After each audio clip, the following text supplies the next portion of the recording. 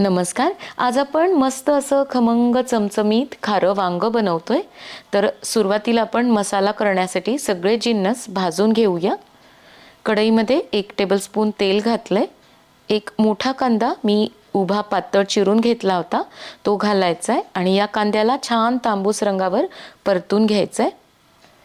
तर कांदा मी इथे उभा चिरून घेतलाय, तुम्ही बारीक कसाही चिरून घेतला तरी काहीच हरकत नाही.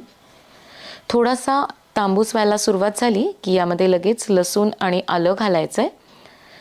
तर साधारण एक मोठी गड्डी लसणाची घेऊन मी ती सोलून घेतली होती. अर्धा इंच आलं साल काढून घेतलं आहे, त्याला पण थोडंसं कट केलं होतं. तर आता हे घालून सगळं एकत्रित 1 मिनिट परतून घ्यायचं आहे.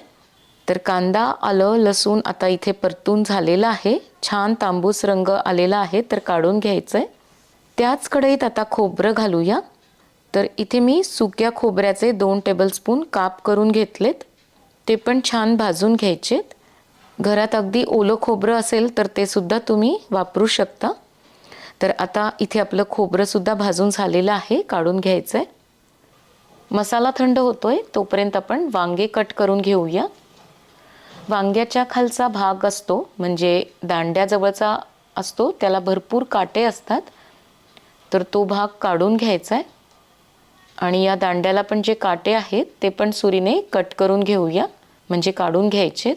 तर मी हा वांग्याच्या खालचा आणि देठाकडचा भाग थोडासा कट करून घेतलाय.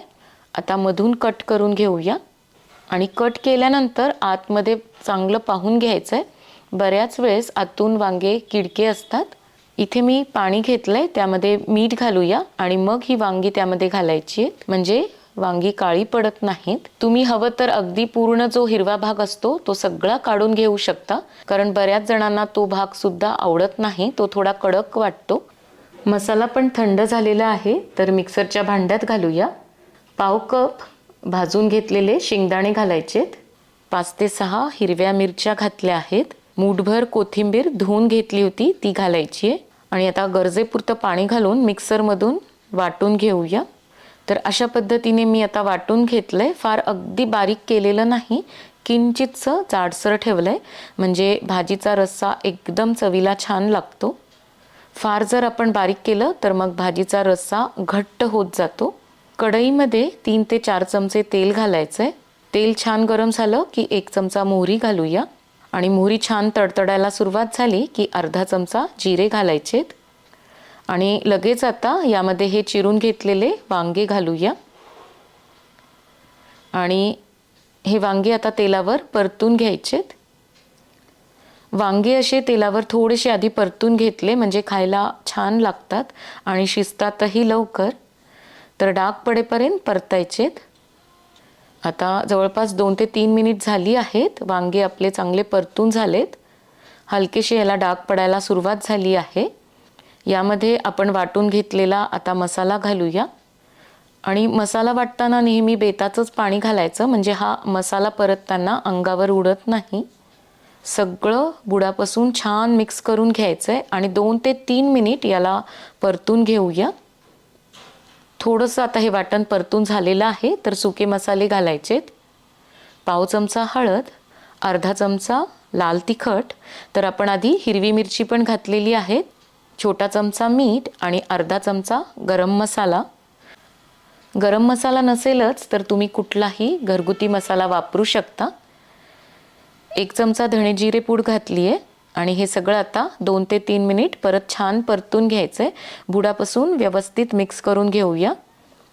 मिक्सरच्या भांड्यात थोडासा मसाला शिल्लक राहिला होता, तर त्यामध्येच मी पाणी घातलंय आणि ते पाणी यामध्ये घालायचं आहे.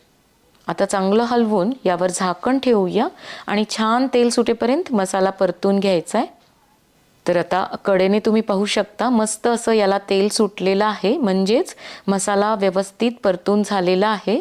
आता यामध्ये 1 वाटी सुरुवातीला मी पाणी घातलंय, नंतर गरज पडेल तसं घालायचंय आणि पाणी मी थोडं गरमच करून घेतलं होतं. हे खारं वांगं फार पातळ नसतं, त्यामुळे पाणी बेतानेच घालायचंय. आता झाकण ठेवून छान भाजी शिजेपर्यंत शिजवून घ्यायची आहे. तर आता जवळपास 5 ते 6 मिनिट झाली आहेत. तर आपली भाजी शिजलेली आहे. मध्ये एक वेळेस मी झाकण काढून थोडंसं यामध्ये पाणी घातलं होतं. तर मस्त असा याला रंग आलाय. शेवटी कोथिंबीर घालायची आहे. तर चमचमीत खारं वांग तयार आहे. भाकरी पोळी कशासोबतही खायला एकदम मस्त लागतं. तर अशा पद्धतीने एकदा अवश्य करून पहा. आणि आजचं हे खारं वांग आवडलं असेल तर लाईक, शेअर आणि कमेंट करायला अजिबात विसरू नका. पुन्हा भेटूयात एका नवीन रेसिपीसोबत पुढच्या व्हिडिओमध्ये. तोपर्यंत मस्त खा आणि मस्त रहा.